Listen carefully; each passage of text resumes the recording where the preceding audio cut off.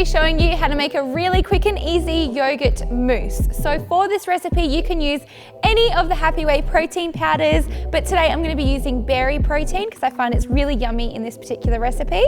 I'm also going to be using a teaspoon of the acai berry powder just to add in those extra antioxidants into this recipe.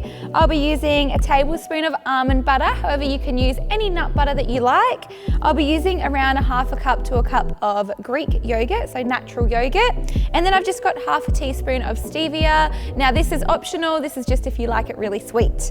So to make the mousse, what you need to do is pop all of your ingredients into a bowl and then use an electric mixer or just a hand mixer and mix it until it becomes nice and light and fluffy.